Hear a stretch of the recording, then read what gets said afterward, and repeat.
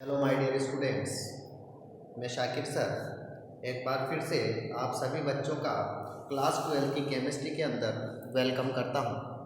बच्चों, last class में मैंने आपको फिनोल के बारे में, naming of phenol and classification of phenol के बारे में बात की थी।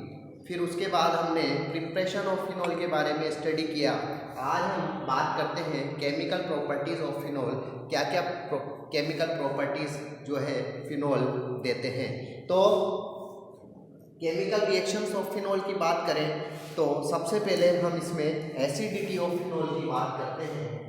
Acidity of phenol, acidity of phenol की बात करें तो हम जानते हैं phenol are more acidic than alcohol, यानी एल्कोहल से ज़्यादा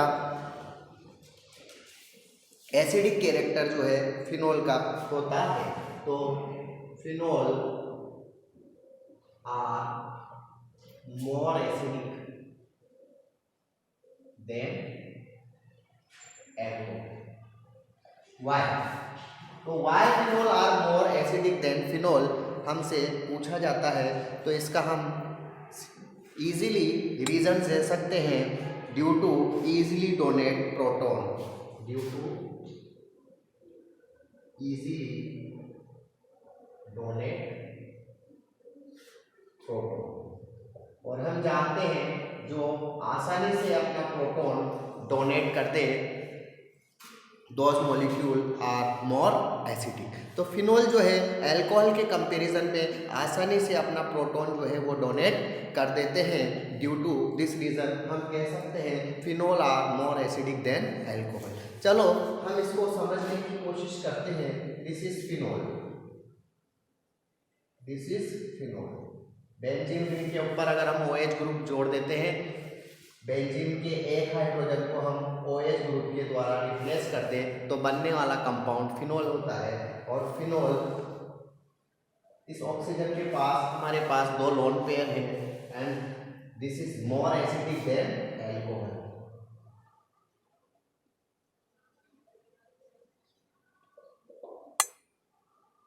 तो क्या रीजन है कि फिनोल जो है अल्कोहल के कंपैरिजन में मोर एसिडिक होते हैं? तो इसको हम समझने की कोशिश करते हैं। अल्कोहल की अगर हम बात करते हैं तो यहाँ अल्कोहल के अंदर एल्काइल ग्रुप होता है, एल्काइल ग्रुप। और एल्काइल ग्रुप जो है इलेक्ट्रॉन डोनेटिंग ग्रुप होता है। तो अल्कोहल के अगर हम अंदर हम देखते हैं एल्काइल ग्रुप के more electron donating group, this is electron donating group. तो इलेक्ट्रॉन डोनेटिंग ग्रुप होने की वजह से यहाँ पर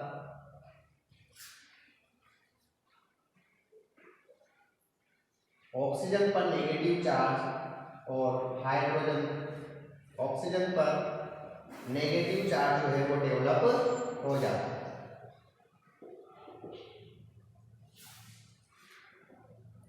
ऑक्सीजन पर मोर नेगेटिव चार्ज डेवलप होता है और ऑक्सीजन पर मोर नेगेटिव चार्ज यानी मोर इलेक्ट्रोनेगेटिव एटम पर जब मोर नेगेटिव चार्ज होता है तो ये अनस्टेबल होता है। तो यहाँ जो एक्चुअल में हाइड्रोक्साइड जो आयन बनता है दैट इज अनस्टेबल, जबकि फिनोल के अंदर अगर हम यही चीज देखना चाहते हैं, दिस इज फिनोल। फिनोल के पास भी दो लोन पेयर अवेलेबल है।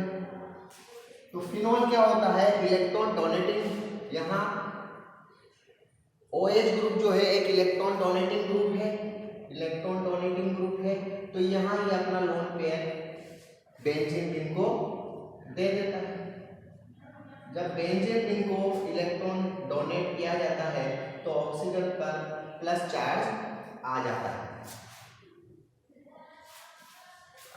जिसकी वजह से ऑक्सीजन यानी मोर इलेक्ट्रोनेगेटिव एटम पर जब पॉजिटिव चार्ज होता है तो ये स्टेबिलिटी को शो करता है। यानी हम कह सकते हैं फिनोल इज मोर स्टेबल, या हम कह सकते हैं यहाँ जो आयन बनता है दैट इज फिनोक्साइड आयन। तो यहाँ जो आयन बनता है that is phenoxide ion, phenoxide ion बनेगा इस तरीके का। तो फिनोक्साइड आयन जो होता है it is more stable then hydroxide ion. भाई फिनोक्साइड आयन हाइड्रोक्साइड आयन में ऑक्सीजन मोर इलेक्ट्रोनेगेटिव एलिमेंट है और ऑक्सीजन पर और इलेक्ट्रॉन डेंसिटी और ज़्यादा बढ़ जाती है due to presence of alkyl group, electron donating group of alkyl group. लेकिन यहाँ OH ग्रुप भी एक इलेक्ट्रॉन डोनेटिंग ग्रुप है, लेकिन ऑक्सीजन जो होता है वो बेंजीन रिंग के साथ रेजोनेंस करता है और रेजोनेंस करने की वजह से यहाँ पर अपना लोन पेयर जो है वो रिंग के साथ शेयर करता है। ड्यू टू दिस रीजन इस ऑक्सीजन पर जो है वो पॉजिटिव डेंसिटी जो है वो डेवलप हो जाती है, और पॉजिटिव डेंसिटी डेवलप होने का मतलब है इट इज मोर स्टेबल। तो हम कह सकते हैं कि यहाँ जो आयन बनता है दिस इज ये H+ तो निकलने वाला है, यहाँ भी H+ जो है वो निकलने वाला है। तो यहाँ जो आयन बनता है दैट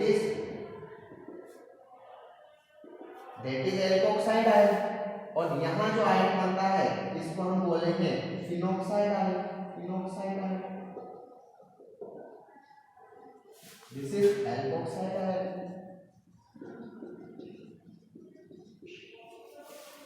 तो फिनोक्साइड आयन जैसा कि हम समझ सकते हैं फिनोक्साइड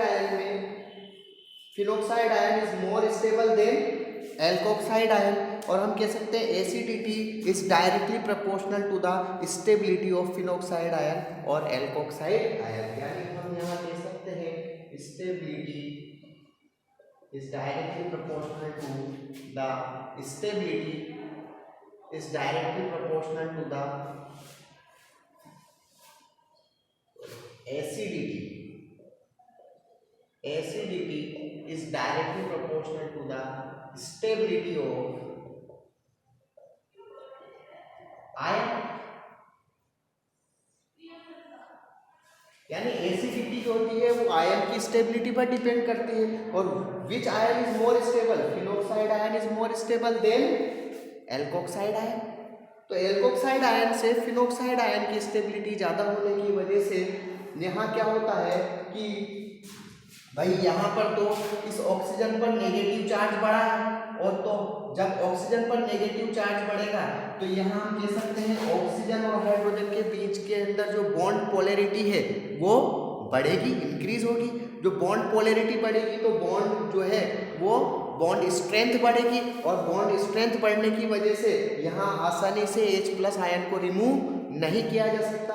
जबकि फिनोक्साइड के अंदर क्या होगा कि ऑक्सीजन पर पॉजिटिव डेंसिटी डेवलप होने की वजह से यहाँ पर ऑक्सीजन और हाइड्रोजन के बीच में जो बॉन्ड पोलैरिटी थी वो बॉन्ड पोलैरिटी क्या हो जाएगी बेटा, वो बॉन्ड पोलैरिटी डिक्रीज होगी, और बॉन्ड पोलैरिटी डिक्रीज होने की वजह से बॉन्ड की स्ट्रेंथ वीक होने लगेगी, और बॉन्ड की स्ट्रेंथ वीक होने की वजह से हाइड्रोजन आयन जो है वह आसानी से वहाँ से रिमूव हो सकता है। तो जो आसानी से अपना प्रोटॉन डोनेट कर दे, जो H+ आयन को आसानी से प्रोटॉन डोनेट कर दे, हम कह सकते हैं that molecule is more stable. तो हम ऐसा कह सकते हैं कि phenol is more acidic than alcohol due to easily donate proton, तो आई थिंक आपको फिनोल की एसिडिटी का कॉन्सेप्ट जो है ये समझ आया होगा।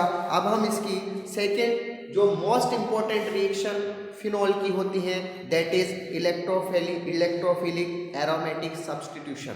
तो किस तरीके से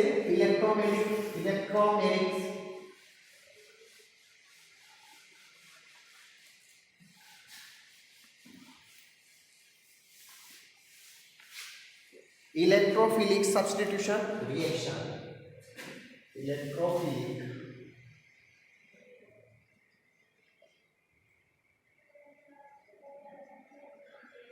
substitution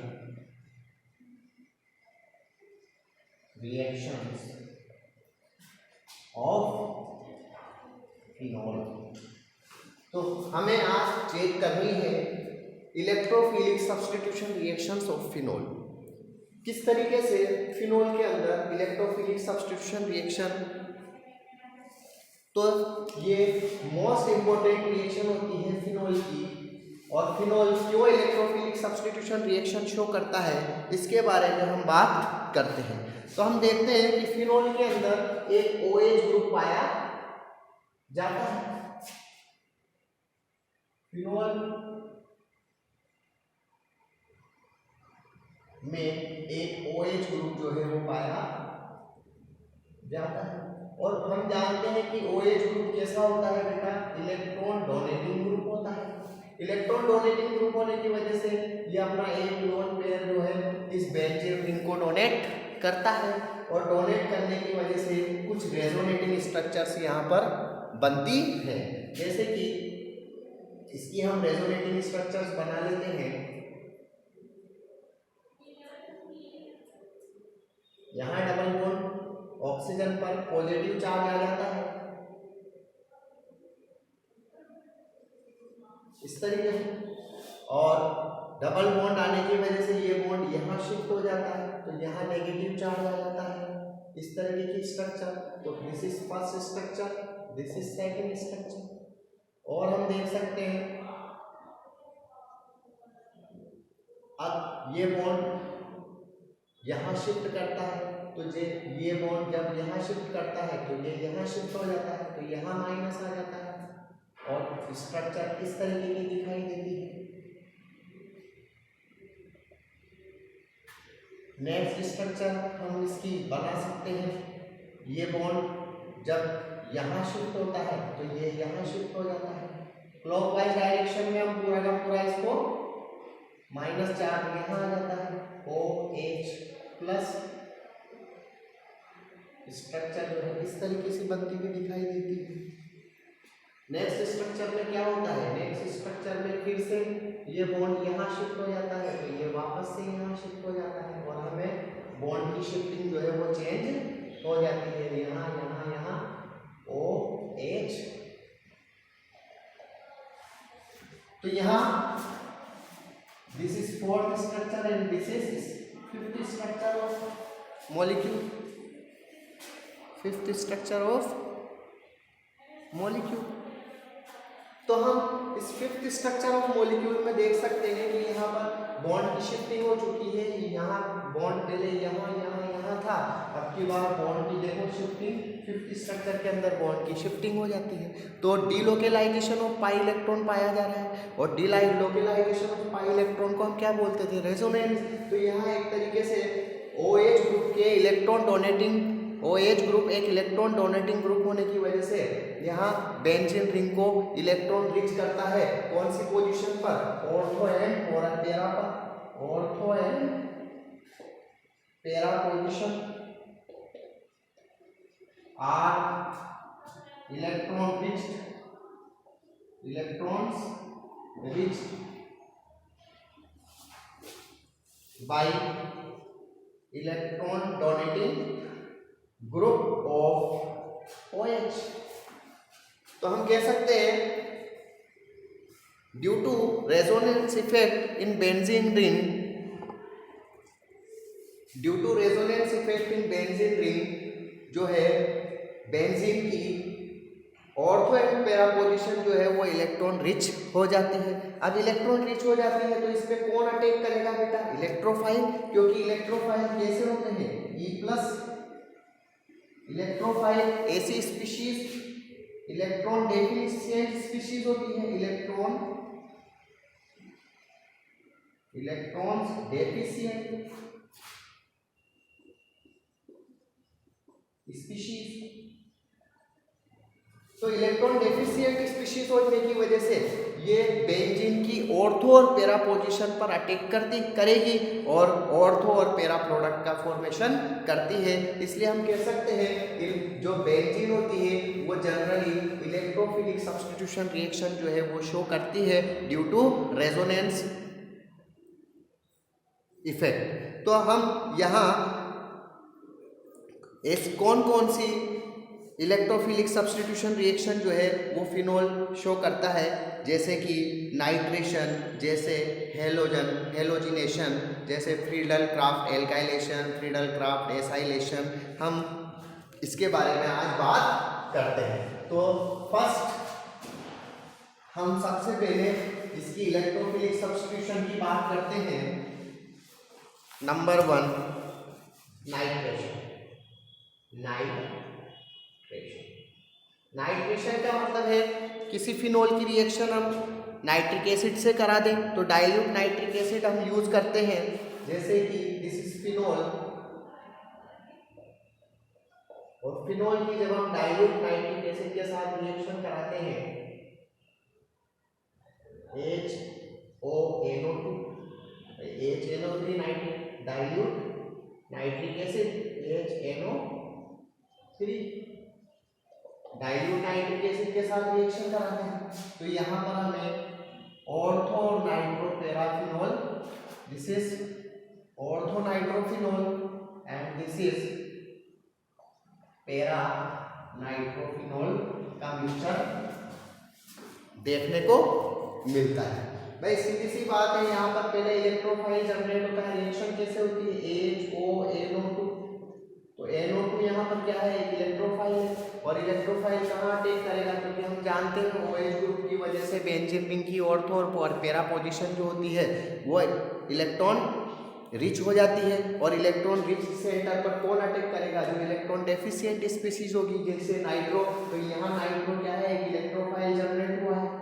तो सबसे पहले इस रिएक्शन के अंदर एक इलेक्ट्रोफाइल जनरेट होता है नाइट्रो, और नाइट्रो ऑर्थो और पेरा पोजीशन पर अटैक करके ऑर्थो नाइट्रोफिनोल और पेरा नाइट्रोफिनोल का ऑर्थो नाइट्रोफिनोल एंड पेरा नाइट्रोफिनोल का एक मिक्सचर हमें देखने को मिलता है। अगर हम इस रिएक्शन के अंदर कंसंट्रेट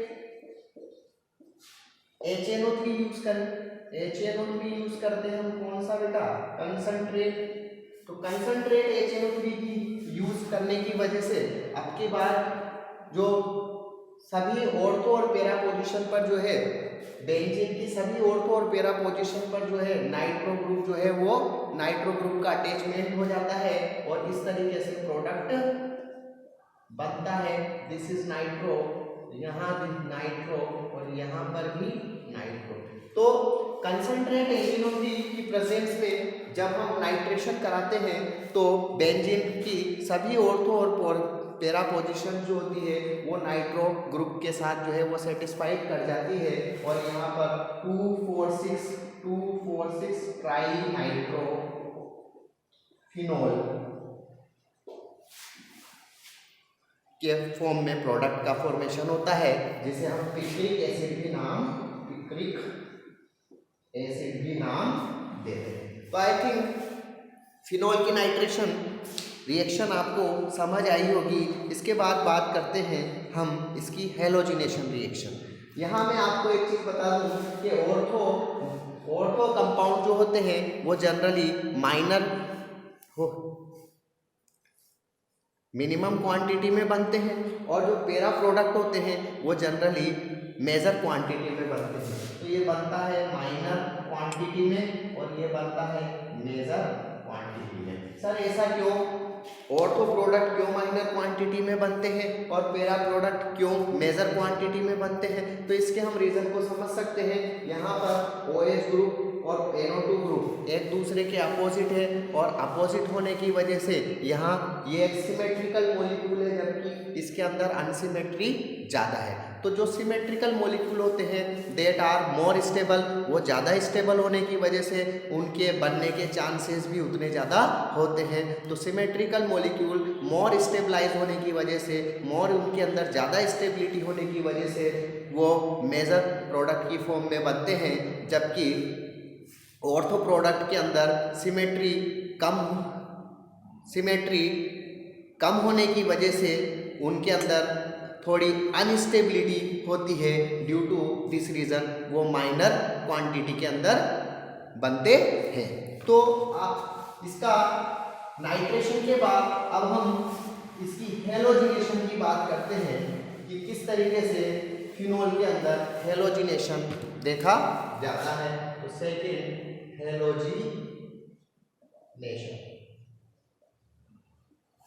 हेलोजिनेशन का मतलब है फिनोल की हेलोजन के साथ reaction, either fluorine, chlorine, bromine, iodine. Fluorine हम जनरली यूज नहीं लेते बिकॉज फ्लोरीन जो होता है वो एक्सप्लोजिव होता है। तो जनरली हम क्लोरीन, ब्रोमीन और आयोडीन ही लेते हैं। तो फिनोल का जब हम ब्रोमिनेशन कराते हैं, दिस इज फिनोल, और ब्रोमिनेशन कराते हैं यानी Br2 के साथ जब इसकी रिएक्शन कराते हैं इन प्रेजेंस ऑफ CaCl3 और CS2, carbon disulphide and chloroform की प्रेजेंस में जब हम इसका ब्रोमिनेशन कराते हैं तो वही हमें या तो ऑर्थो प्रोडक्ट मिलता है, ऑर्थो ब्रोमोफिनोल, या तो हमें मिलेगा पैरा ब्रोमोफिनोल।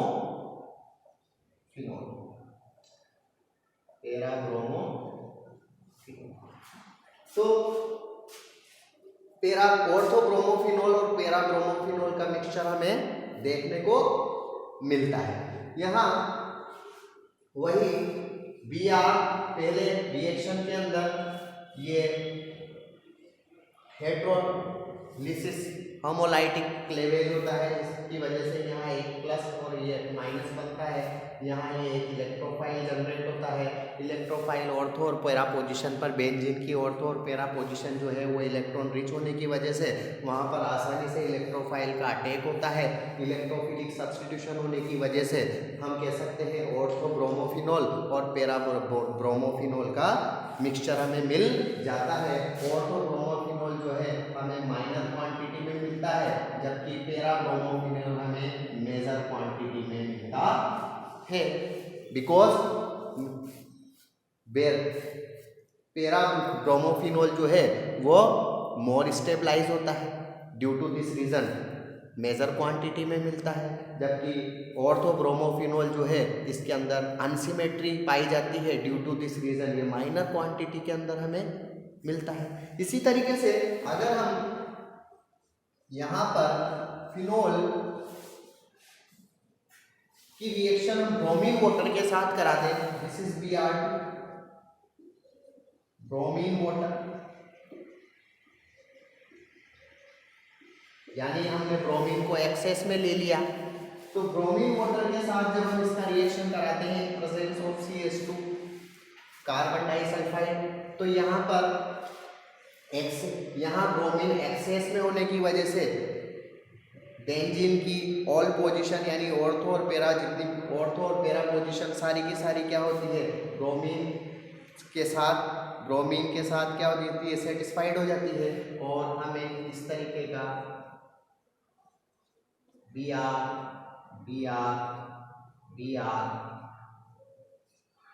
यानी 2,4,6 ट्राई ब्रोमोफिनोल, 2,4,6 ट्राई ब्रोमोफिनोल का वाइट पीपीटी